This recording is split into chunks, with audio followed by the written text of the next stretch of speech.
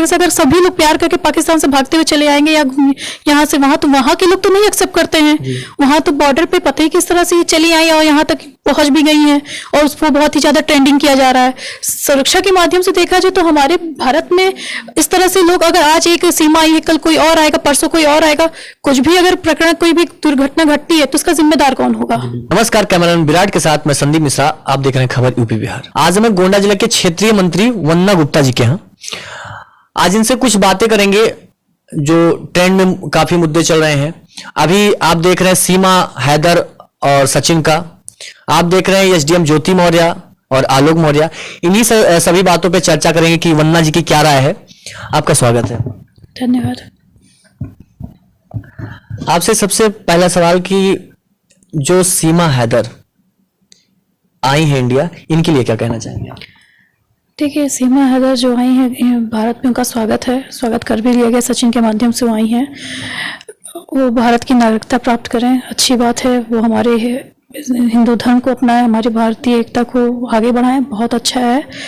लेकिन भावनाओं में बहकर, मेरा एक चीज़ कहना है कि भावनाओं में बहकर तुरंत ही विश्वास कर लेना भी उचित नहीं है, क्योंकि ऐसे बहुत से प्रकरण हुए हैं और भविष्य में ऐसे प्रकरण ना दोहराए जाएं, इसके लिए जांच, उनकी एक विशेष जांच होनी चाहिए।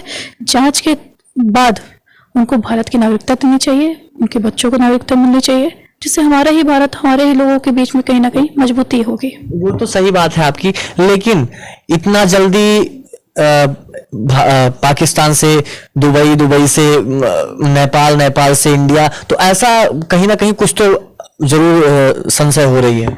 इसलिए तो मैंने कहा कि पहले विशेष तरह की जांच प्रक्रिया के तहत उनको पहले जांच कर ली जाए, क्योंकि इतना आसान नहीं था पाकिस्तान से सीधे भारत आ पाना, क्योंकि बहुत सी मुश्किलों का सामना करना पड़ता है। लोग यहाँ पे एक वीज़ा या अप्लाई करते हैं जाने के लिए, तो इतनी प्रक्रियाओं का पालन करना पड़ता है, तो बिना किसी वीज़ा, बिना किसी साधन के ऐसे कैसे पहुँच गई। जाँच हो जाए अच्छे तरीके से, भावनाओं में तो बह के कोई भी कार्य नहीं करना चाहिए, मैं इतना ही कहना चाहूँगी, क्योंकि हमें अपने भी आगे वाले भविष्य के लिए वो प्रकरण जो घटित हुए हैं, ऐसा कोई भी प्रकरण घटित ना हो, ना सचिन के साथ, ना उसके परिवार के साथ, ना हमारे देश के साथ। कहीं ना कहीं सचिन से क्या है कि वो कह रही हैं कि हमें पबजी से प्यार हुआ, पबजी पे हम लोग थे, उसके बाद में प्यार हो गया, फिर ऐसे हम लोग ने नेपाल में शादी कर ली। तो ऐसा तो हमें तो नहीं लग रहा कि ऐसा संभव हो सकता है, पबजी से प्यार होकर शादी कर लेना, ऐसा कुछ। देखिए, लोग अब आजकल का ये जो सोशल मीडिया प्लेटफॉर्म है, पबजी से और इंस्टाग्राम से और ट्विटर से और किससे किससे शादियां हो रही हैं, वो शादियां कितने दिन तक टिकती हैं ये भी सबको दिखाएमान है। बहुत से ऐसे केस सामने आ चुके हैं। तो पबजी से किया है तो पबजी की तरह ही पहले उनका रियलिटी, उनकी चेकअप हो जानी चाहिए, जांच होनी चाहिए, क्योंकि पबजी कोई प्रमाणिक तौर नहीं है शादी कर लेने का कि पबजी से किया तो वो सही है या गलत है। तो पहले निर्धारण के तहत इनका जांच हो जाना चाहिए। और नेपाल में शादी की क्या प्रूफ है? कोई प्रूफ नहीं दिखाया उसने अभी तक, सिर्फ बात कही है। और प्यार एक आजकल का ये जो प्यार है वो कितने दिन चलेगा, कितने घंटे चलेगा, कितने महीने चलेगा, कुछ पता नहीं। 7 फेरों के बाद भी इंसान कहीं ना कहीं जांच प्रक्रिया में आ जाता है, कहीं ना कहीं विवाह टूटने लगता है, कहीं ना कहीं आरोप एक दूसरे पर प्रत्यारोप होता है, लगता रहता है। तो मेरा ये कहना है कि बहुत पवित्र है, प्रेम के लिए कहा जाए तो बहुत पवित्र है प्यार शब्द, लेकिन उसका आजकल लोगों ने मजाक बना रखा है। तो मैं नहीं मानती कि ऐसा प्यार होता है। जांच होनी चाहिए, सीमा हैदर की पहले जांच होनी चाहिए, फिर उसके बाद जो भी निर्णय होगा ठीक होगा, माना जाएगा उसको, माना जाएगा। जैसे कि सीमा हैदर कह रही हैं कि जो उनके पति थे उन्होंने उनको तलाक दे दिया था, लेकिन उनके पति कह रहे हैं कि हमने कोई तलाक नहीं दिया है, ये अपने मन से भारत गई हैं। और सीमा कह रही हैं कि हम पहले से वहां सिंदूर लगाते थे, पहले से हम बिल्कुल हिंदू की तरह रहते थे। काफी इनकी रील्स भी हैं, इंस्टा पे भी, सोशल मीडिया पे भी काफी रील्स हैं। तलाक लिया गया, सीमा हैदर कह रही तलाक लिया तो तलाक के कागज दिखा देना कि तलाक हुआ है। अगर उनके पति कह रहे नहीं लिया, इन्होंने कहा कि लिया, तो तलाक दिखा दें कि इन्होंने तलाक लिया। कानूनी प्रक्रिया से अगर गुजर के आई हैं तो फिर क्या दिक्कत है? डर किस बात का? साक्ष्य को पेश कर दें। ये कह रही है कि वहां पे हमारे होता क्या है कि 3 बार तलाक कह देते हैं और तलाक मान लिया। बता दो, ट्रिपल तलाक का था, हमारे माननीय मोदी जी ने भी कहा था कि ये खत्म होना चाहिए। तो ठीक है, पाकिस्तान में नहीं माना जा रहा होगा अभी भी, लेकिन अब वो भारत आई है तो उनको पहले तो तलाक कानूनी प्रक्रिया के तहत उनको लेनी चाहिए, फिर आगे, क्योंकि एक पति के रहते या एक पत्नी के रहते आप दूसरी शादी हिंदू धर्म में तो नहीं कर सकते हैं। तो सचिन के लिए भी लागू होता है कि अगर आप किसी ऐसी महिला शादी करें तो पहले उसका तलाकशुदा आप उसके कागज देखिए, तब उसके बाद आगे की प्रक्रिया को आगे बढ़ाइए। यानी आपका कहना है कि सबसे पहले कागजी कार्रवाई बेहतर तरह से हो। कानूनी प्रक्रिया से बड़ा, कानूनी कार्रवाई से बड़ा कुछ नहीं होता है। आपके पास एक साक्ष्य होना चाहिए, प्रमाण होना चाहिए कि आप सही हैं। लीगल वे में कोई भी कार्य करेंगे तो सभी के लिए सही होगा, वो आने वाले भविष्य के लिए भी सही होगा। आपको क्या लगता है कि जो हमारे देश की सुरक्षा व्यवस्था है कहीं ना कहीं सेंध लग रही है? बिल्कुल, मुझे लगता है कि इस तरह से अगर सभी लोग प्यार करके पाकिस्तान से भागते हुए चले आएंगे या यहाँ से वहां, तो वहां के लोग तो नहीं एक्सेप्ट करते हैं। वहां तो बॉर्डर पे पता ही किस तरह से ये चली आई और यहाँ तक पहुंच भी गई हैं और उसको बहुत ही ज्यादा ट्रेंडिंग किया जा रहा है। सुरक्षा के माध्यम से देखा जाए तो हमारे भारत में इस तरह से लोग, अगर आज एक सीमा आई है, कल कोई और आएगा, परसों कोई और आएगा, कुछ भी अगर प्रकरण, कोई भी दुर्घटना घटती है तो उसका जिम्मेदार कौन होगा? तो ये हमारे देश के लिए सही नहीं। मैंने पहले ही सबसे पहले कहा कि ना सचिन के लिए सही है, ना सचिन के परिवार वालों के लिए सही, ना हमारे देश के लिए सही है। पहले उनको जांच प्रक्रिया से उनको देख लेना चाहिए, सारी जांच करवा लेनी चाहिए कहाँ तक वो सही है। फिर ठीक है, अगर उन्होंने शादी की है तो हिंदू धर्म से शादी करना चाहती है, बिल्कुल हम सभी का स्वागत करेंगे। यानी कि सब लोग स्वागत तो कर रहे हैं, सीमा हैदर का स्वागत कर रहे हैं, लेकिन एक वो कह रही हमने 5वीं पढ़ रखा है। एक 5वीं पढ़ने वाली महिला कैसे सोशल मीडिया के बारे में जानती है, वो कंप्यूटर चलाना जानती है, उसके पास बहुत सारी चीजें हैं, उसके बोलने का तौर तरीका, उसके जुबान पे एक भी बार, आपने बहुत सारे इंटरव्यू देखे होंगे, उसके जुबान पे एक भी बार उर्दू का शब्द आता नहीं है, वो साफ साफ हिंदी बोल रही है। मैं कह तो रही हूँ कि बहुत सी चीजें हैं, वो सब चीजें तरीके से ट्रेंड है। पहली बात तो ठीक है, वो ट्रेंड होकर आई। और रही बात स्वागत की, तो एक मैं सोशल मीडिया को बहुत अच्छा प्लेटफॉर्म मानती हूँ कि यहाँ पे अपने हुनर को दिखाने का, जो पहले के लोग नहीं कर पाते थे।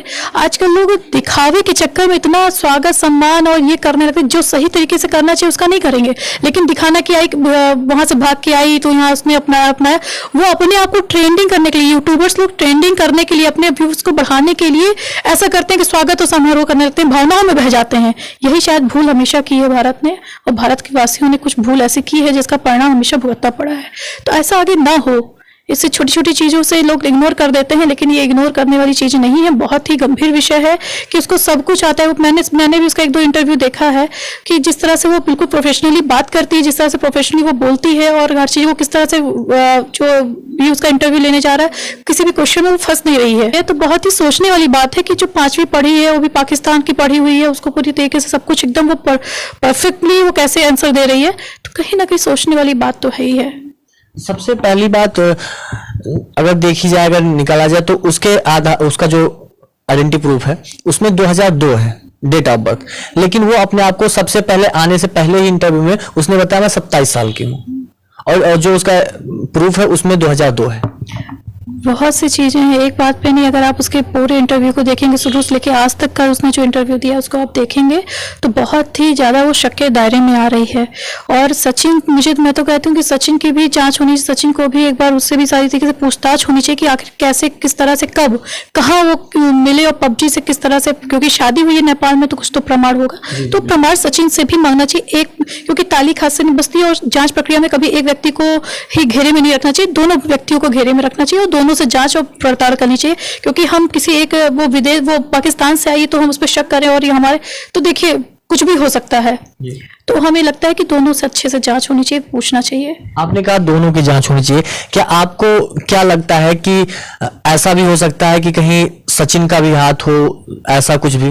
बिल्कुल, कुछ भी हो सकता है। क्या आज की डेट में क्या नहीं हो सकता है? आज ये समय ऐसा चल रहा है कि बहुत सी ऐसी चीजें हम लोगों ने देखी है और देख रहे हैं, घटनाएं ऐसी घट रही हैं। तो कभी होता है ना कि जब अपने घर का कोई कुछ गलत करता है तो इंसान शक नहीं करता, बाहरी करता है उस पर हम सबसे पहले शक करते हैं। तो अगर अपने घर को मजबूत कर लेंगे, अपने घर पे अच्छी पहरेदारी कर लेंगे, तो शायद बाहर वाले हमारे घर में सेंध नहीं लगा पाएंगे। ये मेरा मानना है। सबसे पहली बात, अभी जो अन्ना जी ने कहा कि कहीं ना कहीं सचिन की भी जांच होनी चाहिए, क्योंकि शक के दायरे में ये सही बात है कि अपने, ये थोड़ी ना होता है कि बाहर का इंसान कर देगा, घर का इंसान नहीं कर सकता। घर का इंसान भी गलत कर सकता है, एक परिवार भी गलत कर सकता है। तो इसलिए सचिन में भी जांच होनी चाहिए और सीमा हैदर की पूर्ण तरह से जांच होके तब उनको नागरिकता देनी चाहिए। बिल्कुल, मेरा यही मानना है, नागरिकता देनी चाहिए। अगर वो सब तरीके से जांच प्रक्रिया में खरी उतरती है तो हमारे लिए अच्छा है। हमारे देश में, हमारे उसमें अगर हिंदू धर्म को अपनाती है तो हमारा बहुत अच्छा मैसेज जाएगा पाकिस्तान वालों के लिए कि वहाँ की बेटी बहन आके यहाँ पे उसने अगर नागरिकता अपनाई है तो बहुत बड़ी बात होगी।